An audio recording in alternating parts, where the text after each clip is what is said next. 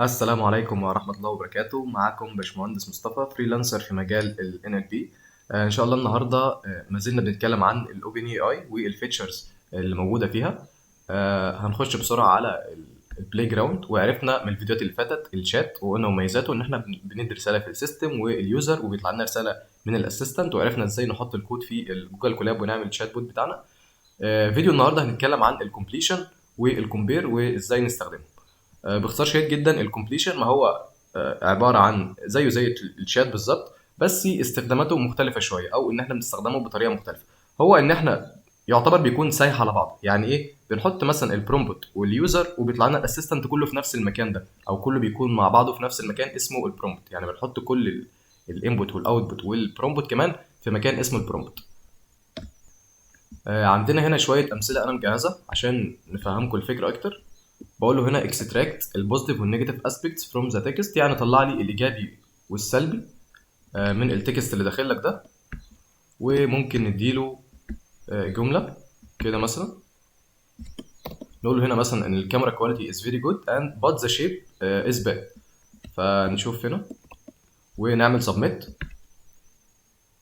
تمام. في الحاله دي قال لي ان البوزيتيف aspects، قال لي ان الكاميرا كواليتي جود، والنيجاتيف اسبكت قال لي هنا ان الشيب موبايل از باد.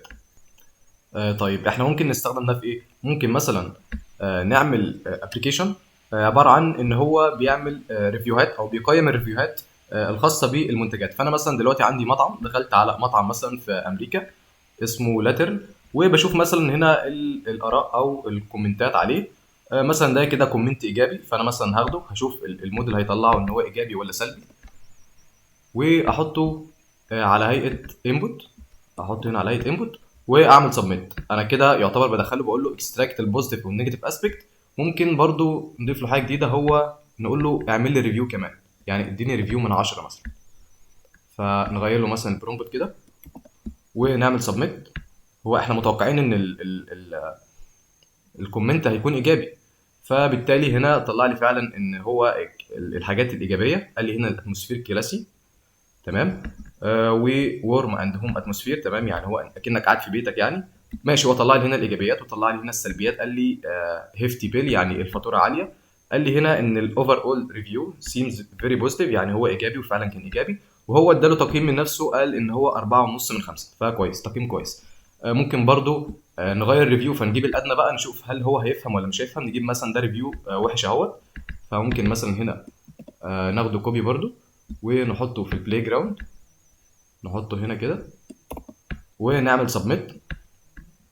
نشوف الاجابه. قال لي هنا ان البوزيتيف حاجه واحده بس، هو ان السيرفيس ان السيرفر واز بليزنت، يعني كان جنتل، يعني او ان الشخص اللي بيقدم الاطباق كان محترم او جنتل. وقال لي هنا ان النيجاتيف، قال لي هنا ان السيرفيس واز سلو، يعني الخدمه كانت بطيئه او ان الاكل اتاخر عليه. وبور كواليتي، يعني الجوده سيئه. وقال لي هنا ان الريت، هو قيم الريت قال لي ان هو 2 من 5، طبعا تقييم وحش. فدي الفكره. يعني احنا ممكن بعد كده ناخد الكود ده نعمل فيو كود، تمام، وناخد الكود ده برضو نفس الكلام نعمل له انتجريشن في الجوجل كولاب بتاعنا، وبعد كده ناخده نعمل بيه ابلكيشن قوي. وممكن نبيع الابلكيشن ده، مفيش مشكله. يعني بنحوله اول حاجه الاي بي اي، وبعد كده يجي فرونت اند، مهندس فرونت اند يصمم الواجهات وكده، ويبقى ابلكيشن كامل. فالموضوع يا جماعه سهل جدا، وانت لو فكرت فيها ان انت يعتبر بتبني اساس لابلكيشن عباره عن سطر واحد. يعني انت بتكتب له برومبت عباره عن سطر واحد، وبعد كده ممكن تبني بيه ابلكيشن. فالموضوع جدا سهل وبسيط، والموضوع لذيذ يعني.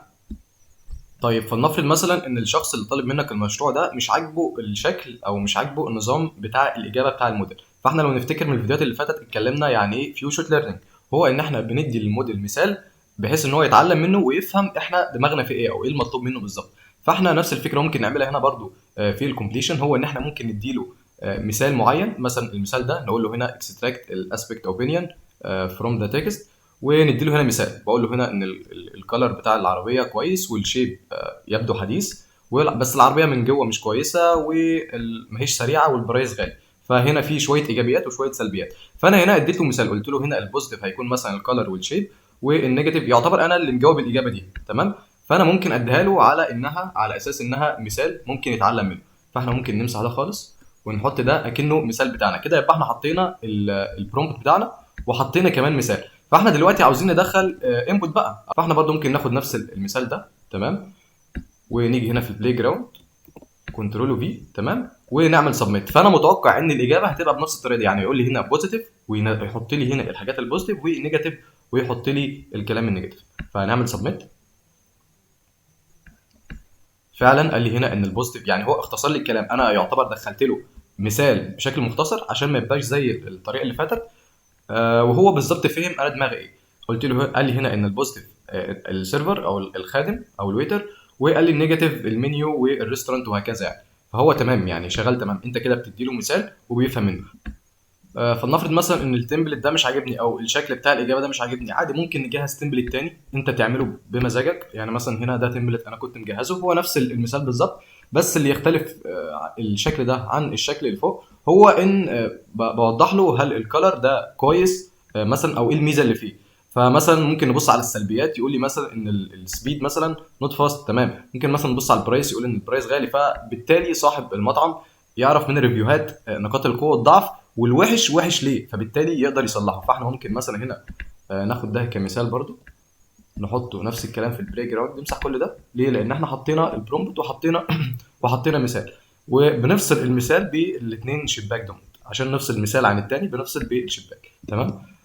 طيب في الحاله دي احنا ممكن مثلا نجيب مثال تاني، بلاش المثال ده، نجيب مثلا ريفيو تاني برضو يكون ريفيو سيء، ونحطه في البلاي جراوند كانبوت، وفي الحاله دي نعمل سبميت.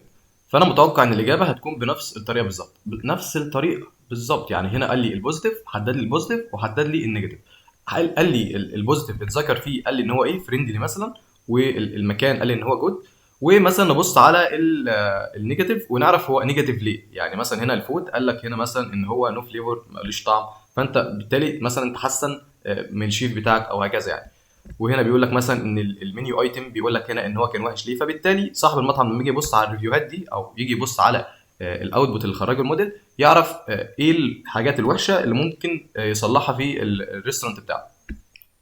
طبعا ده مثال من ضمن الامثله. انت طبعا ممكن تعيش براحتك، يعني تخلي هنا تغير البرومبت عادي وتدي المثال براحتك زي ما انت عاوز، وعاوز تدي مثلا كمان مثال برضو نفس الطريقه، تعمل شباكين تحت هنا وتدي المثال تاني وتالت ورابع، مفيش اي مشكله. فده كده الفرق ما بين الكومبليشن وما بين الشات، هما يعتبر تقريبا نفس الفكره، بس طريقه الكتابه مختلفه شويه. انت هنا بتحط البرومبت واليوزر انبوت وكمان المثال في نفس المكان. فلنفرض بقى خلاص ان انت عجبك النتائج او خلاص انت اعتمدت الكود ده، تعمل هنا نفس الكلام فيو كود، تمام، وتاخد الكود هنا وتحط هنا بس الاي بي اي كي بتاعك اللي هو الخاص بيك، ده بيبقى سيكريت، وبتاخد هنا الكود كوبي وتحطه في ملف بايثون بتاعك، وبعد كده ان شاء الله بنحطه في الابلكيشن. طبعا حاجه مهمه بس، هو بيقول لك هنا تحت في الاخر بيقول لك ان الكومبليشن موديلز ده ار ناو كونسيدرد ليجاسي، يعني حاجات قديمه عندهم، او حاجات المفروض ان هي ممكن تنتهي بعد فتره. هو بيقول لك هنا تراي اور ليتست موديل، لو جينا ضغطنا عليها هيحولني مباشره للشات. يعني يعتبر دلوقتي احدث حاجه عندهم نقدر نستخدمها هو الشات والاسيستنت. الاسيستنت متطور كمان عن الشات. فهنا ده انا بس كنت بشرح لكم الكومبليشن ويعني ايه كومبليشن، وعرفنا ازاي بنستخدمه.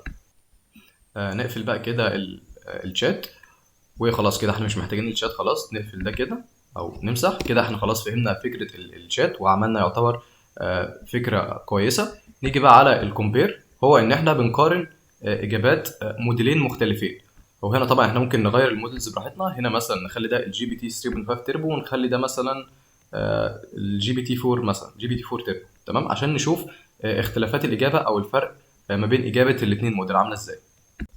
فهنا احنا ممكن برضو نشوف مثال، نقول له هنا مثلا ده نحطه في البرومبت او دي التعليمات اللي هنديها له، نقول له هنا your job is to translate into popular Egyptian Arabic language، يعني ترجم لي النص اللي داخل لك ده باللغه العاميه العربيه باللغه المصريه كمان. فنشوف بقى الاجابات، يعني هنا ده نحطه كده في البرومبت او في السيستم، ده هيكون هنا التعليمات اللي احنا بنديها له، وهنا بقى ممكن ندخل له اي جمله احنا عاوزينها. وبعد كده المفروض ندخل له الجمله اللي احنا هنعمل له بيها تيست، مثلا نجيب له الجمله دي برضو، ده كان ريفيو من المطعم، فاحنا ممكن نحطها هنا في اليوزر ونعمل ران. فالاثنين موديل الاثنين هيرنوا مع بعض ويطلعوا لنا الاجابات. فهنا دي كده بتكون رساله الاسيستنت. فاحنا المطلوب مننا هو ان احنا نقارن الاجابتين، او نشوف مين مثلا الموديل المناسب للشغل بتاعي اكتر، او مناسب للكيفيه اللي انا عاوزها. فده كده اجابات الموديل. فنشوف مثلا، نقرا الاجابات، نقول مثلا ده كده اجابه الجي بي تي 3.5 تيربو. بيقول لك بحب المكان ده جدا، الاجواء بتاعته كلاسي ودافئه ومحبه. شوف كمان الستات اللي خدمتنا كانوا لابسين انيق، خصوصا اللي كانت بتتدرب، والاكل كان مميز، وهكذا يعني. نيجي مثلا نشوف اجابات الجي بي تي 4 تيربو. قال هنا حبيت المكان جدا، الجو هناك كان شيك ودافي، ففي فرق يعني في المصطلحات. حسيت كأني في بيتي، فده برضو جملة كويسة لو احنا بنتكلم باللغة العامية المصرية. دي كده جملة كويسة. الستات اللي خدمونا كانوا لابسين حلوين. فيعني ده كده الإجابات، او نبذه بسيطه عن الاجابات بتاع الموديل، او ان احنا ازاي نقارن الموديل. انت بتختار هنا الموديل بتاعك، هنا تختار موديلين مختلفين. ممكن كمان تغير في التمبريتشر، يعني هنا ممكن تغير في التمبريتشر بتاع الموديل الاولاني والموديل الثاني وهكذا. طبعا احنا شرحنا التمبريتشر قبل كده، ممكن تغير طبعا في الماكس توكن وهكذا، يعني سواء الموديل ده او الموديل الثاني ده، سيان يعني الاثنين واحد. وبس كده يعتبر فهمنا يعني ايه الكومبليشن، وعرفنا ازاي نقارن اتنين موديلز ببعض. فلنفرض مثلا ان الموديل ده عجبك او الجي بي تي 4 عجبك، خلاص انت في الحاله دي هتستخدم الجي بي تي 4 وتروح تحطه في الابلكيشن بتاعك. هو المكان ده كله فيما معناه هو ان احنا بس بنقارن اتنين موديلز ببعض، نشوف مين المناسب اكتر للشغل بتاعنا. فاحنا ممكن نعمل هنا كلير، خلاص يعني نمسح الكلام ده كله وخلاص، احنا مش محتاجين ده تاني. كده خلاص احنا عرفنا ازاي نستخدم الكومبليشن وازاي نستخدم الكومبير. دلوقتي بقى هنخش في جزء مهم جدا، او هتكلم عن حاجه مهمه جدا، وده يعتبر اهم حاجه في الفيديو، او ده الحاجه المهمه اللي انا عاوز اوضحها في المجال بتاع ال NLP. في الجزء ده ان شاء الله انا هشرح الفكره بتاعت ال NLP، او هشرح المجال كله من الاول خالص، من اول الماشين ليرنينج، احطك في الصوره كامله عشان تكون فاهم احنا وصلنا للنقطه دي ازاي، او وصلنا لمرحله ال NLP ده ازاي. فباختصار شديد جدا ممكن نعتبر ان في البدايه خالص احنا كان عندنا مجال كبير اسمه ماشين ليرنينج. نعتبر مثلا المربع الكبير ده اسمه ماشين ليرنينج، وده كان فيه حاجات كتير، سواء مثلا سوبرفايزد او ان سوبرفايزد، وحاجات كتير يعني. بعد كده ظهر جوه الماشين ليرنينج حاجات مخصصه جدا وحاجات قويه شويه، اسمها ديب ليرنينج. تمام، ممكن نعتبر الديب ليرنينج جزء من الماشين ليرنينج. بعد كده جوه الديب ليرنينج ده ظهر اتنين مجالين او مجالين اقوياء، مجالين مهمين جدا جوه الديب ليرنينج، والاثنين اجزاء منه. هو عندك اول حاجه مثلا مجال الكمبيوتر فيجن ومجال ال NLP. تمام، هنعتبر مثلا ده NLP وده الكمبيوتر فيجن. الكمبيوتر فيجن ده هو كل اللي فيه انه بيهتم بالصور والفيديوهات، الحاجات اللي احنا بنشوفها بالجينيريتيف اي وهكذا يعني. مجال NLP ده بيتعامل مع كل ما هو له علاقه بالنصوص والتكست والشات جي بي تي وهكذا. فاحنا ممكن نكتب بس المصطلحات دي عشان ما تتوهش مننا. يعني ده كده ممكن نعتبره الكمبيوتر فيجن، وده كده ال NLP. طيب، جوه مجال ال NLP ده التطور اللي حصل فيه بسبب حاجه اسمها اللارج لانجوج موديل، اللي هي اللي احنا اتكلمنا عليها طبعا الفيديوهات اللي فاتت. يعني ايه برضو لارج لانجوج موديل؟ هو ان احنا بدل ما نستخدم موديل من الصفر لا يفقه اي شيء، او مش متدرب على بيانات خالص، وده طبعا هيكلفنا كتير وياخد وقت والكلام ده. احنا لا، بنستخدم موديل شركه تانية موفراه، او شركه اتبنت ان هي تعمل موديل من الصفر، بحيث انها توصله ان هو يكون مكتمل مثلا بنسبه 70%، وبعد كده احنا بنستخدم الموديل ده ونكمله بنسبه 100% للحاجه المعينه او الحاجه المخصصه اللي احنا عاوزينها. برضو الكلام مش واضح، ممكن نوضح الكلام دلوقتي. الجزء اللي انا بتكلم عليه ده اسمه الترانسفير ليرنينج. نعرف بقى يعني ايه ترانسفير ليرنينج هنا من جوجل مثلا. ثواني نمسح الكلام ده. ممكن نعرف هنا يعني ايه بقى ترانسفير ليرنينج. بيقول لك هنا الترانسفير ليرنينج ده هو يوزد ان ماشين ليرنينج، بيستخدم في الماشين ليرنينج، واحنا عارفين طبعا ان ال بي جزء من الماشين ليرنينج. بيقول لك هو انه is to reuse pre-trained model on a new problem، ان احنا بنستخدم موديل اتدرب على بيانات قبل كده في مشكله جديده. برضو الفكره ده ممكن توضح هنا. بيقول لك هنا ان اسلوب التعلم حيث يتم استخدام معرفه المستفاده من مهمه ما من اجل تعزيز الاداء، كل ده ماشي تمام. على سبيل المثال، شوف بقى المثال ده، بيقول لك مثلا بالنسبه لتصنيف الصور، لو انت مثلا بتعمل تصنيف صور ايمج كلاسيفيكيشن، يمكن تطبيق المعرفه المكتسبه اثناء التعلم، اثناء تعلم التعرف على السيارات عند محاوله التعرف على الشاحنات الكبيره. فاحنا مثلا دلوقتي احنا دربنا موديل ان هو يتعرف على السيارات، فما فيش مشكله ان احنا مثلا نستخدم الموديل ده ان احنا ندربه على، او ان احنا نستخدمه في التعرف على الشاحنات. ليه؟ لان السيارات والشاحنات الاثنين يعتبر واحد، او الاثنين في بينهم صفات مشتركه. فده كده معنى فكره الترانسفير ليرنينج. لو جيت بقى تفكر في الحته دي في اللارج لانجوج موديل، هي نفس الفكره بالظبط.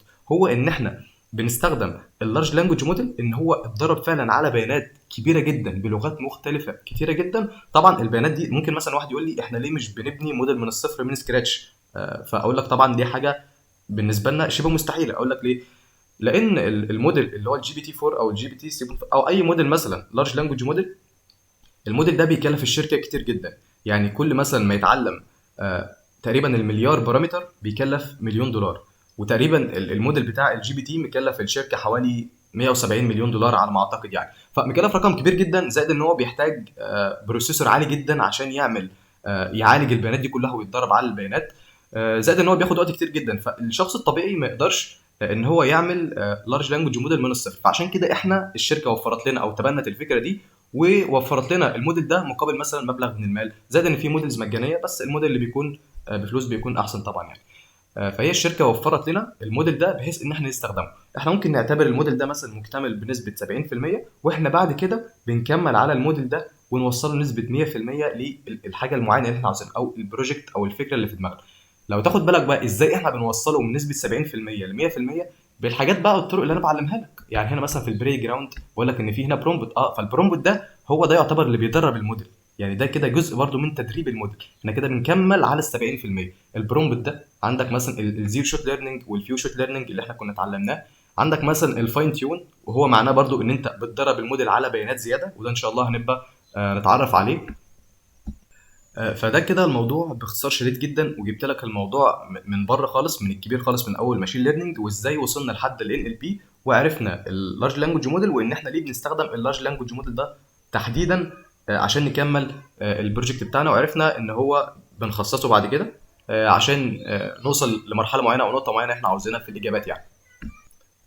فده كده كان اهم نقطه انا عاوز اوضحها في يعتبر في القناه بتاعتنا، هو احنا ليه بنستخدم اللارج لانجوج موديل.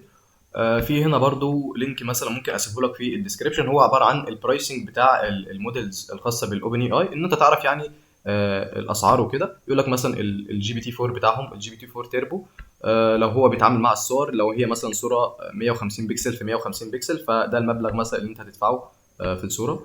ومثلا الجي بي تي 4 بقى العادي، بيقول لك مثلا هنا لو داخل له انبوت مليون توكن، يعني مليون كلمه مثلا، فنفترض ان التوكن دي كلمات. لو داخل له مثلا مليون توكن، فبالتالي هيحسبها لك ب $30. ولو الاوتبوت اللي طلع مثلا مليون توكن هيحسبها لك ب $60. تمام. ده كده الصفحه بتاع البرايس، لو انت مهتم مثلا انت تعرف انت استهلكت كام من الموديل بتاعك او هتستهلك كام. وده كده الجي بي تي 3.5 تيربو، نفس الكلام. كل موديل معين انت هتحتاجه او انت هتختاره له هنا البرايسنج بتاعه. هنا مثلا بيقول لك لو الانبوت مليون توكن هتدفع 50 سنت وهكذا. هنا طبعا الاي بي اي اسيستنت، وده حاجه متطوره شويه من الاوبن اي اي. بيقول لك هنا في لو انت هتستخدم الكود انتربريتر. كود انتربريتر يعني بيكتب اكواد. يعني انت ممكن تعمل سيستم بيكتب اكواد وبيفهم اكواد. بيقول لك هنا ان السيشن ممكن تقف عليك السيشن ب 3 سنت. وهنا الفايل سيرش، يعني انت تديله ملف مثلا وهو يبحث في الملف ده وتساله اسئله في الملف ده ويطلع لك الاجابات بدل ما تتعب نفسك يعني وكده.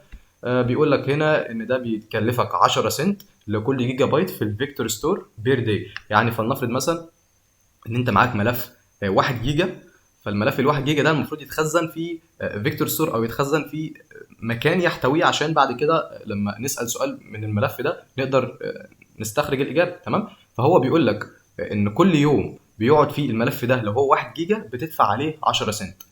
وبيقول لك ان لو هو 1 جيجا بيكون فري، بس احنا بنتكلم يعني فرضا ان الملف ده كبير مثلا 10 جيجا 20 جيجا، فانت تقدر في الحاله دي تحسب الاستهلاك بتاعك او انت هتستهلك قد ايه. بعد كده عندنا الفاين تيون موديل، يعني دي الموديل اللي نقدر نعمل لها فاين تيون او ندربها على بيانات. ده كده طبعا احدث موديل اللي هو الجي بي تي 3.5 تيربو. ده بيقول لك لو انت هتدربه على مليون توكن هتدي له مثلا ملف مليون توكن يتدرب عليه، هيكلفك $8. وبعد كده بعد عشان مثلا تستخدم الموديل ده او تحط له انبوت بقى وتساله وتستخدمه وتحطه في الابلكيشن بتاعك، في الحاله دي برضو انت هتحاسب. يعني انت بيكون في سعر للتدريب وفي سعر للانبوت والاوتبوت اللي بيطلع لك. فلو هو مليون توكن برضو ب 3 سنت، ولو اوتبوت بيكون 6 عفوا $3 و$6. ودي كده الموديل اللي نقدر نعمل لها فاين تيون. وده كده المودلز بتاعت الامبيدنج او خاصه بتحويل النص مثلا الى ارقام، مثلا ممكن نعتبرها ارقام وهنشرح الكلام ده بعدين. وبعد كده ممكن ندور على الارقام دي او نستدعيها من مكان معين. وبس يعني دي كده اللينك ده ان شاء الله، وده كده الخاص بالصور، ده الاي خاص بالصور. فهنا برضو انت ممكن تحسب الاستخدام بتاعك. فبس يعني اللينك ده ان شاء الله هسيبه لك في الديسكريبشن لو انت عاوز تعرف الاستهلاك او الاستخدام اللي انت هتستخدمه في كل موديل، والاسعار بتكون عامله ازاي. وبس كده، ده يعتبر الموضوع اللي كنت عاوز اتكلم فيه في الفيديو بتاعنا، عشان الفيديو بتاعنا ما يكبرش اكتر من كده. فباختصار شديد جدا احنا اتكلمنا عن الكومبليشن، وخدنا امثله اللي هو ريفيو عن المطعم مثلا، وعرفنا ازاي نقارن اتنين موديل ببعض ونشوف الاجابه بتاعتهم، والموديل اللي يكون مناسب لينا خلاص نستخدمه في الابلكيشن بتاعنا. وشرحنا الحاجات المهمه اللي هو المجال بتاع ال NLP، وفهمنا يعني ايه ترانسفير ليرنينج، وان احنا بنستخدم لارج لانجوج موديل بيكون مكتمل بنسبه معينه، وبعد كده احنا بنكمل على الموديل ده عشان يطلع لنا الاجابه المعينه او نوجهه لابلكيشن معين. وهنا اخر حاجه اتكلمنا عن الاسعار بتاع المودلز. وبكده نكون وصلنا لنهايه الفيديو بتاعنا. ما تنساش تتابعني في الفيديوهات الجايه. ممكن طبعا الناس تسال احنا ليه لسه ما عملناش ابلكيشن حتى الان. احنا بس دلوقتي بنحط اساس قوي نقف عليه، بنفهم الموديل وازاي نتعامل مع الموديل والطرق المختلفه ان احنا نعمل برومبت وهكذا. وبعد كده ان شاء الله من اول الفيديوهات الجايه هنبدا نعمل الابلكيشن. فما تنساش تتابعني وتحط لايك على الفيديو وكومنت لو عندك اي سؤال في التعليقات، وتعمل لي سبسكرايب والحاجات الحلوه دي كلها. وان شاء الله اشوفكم في فيديو جديد. سلام.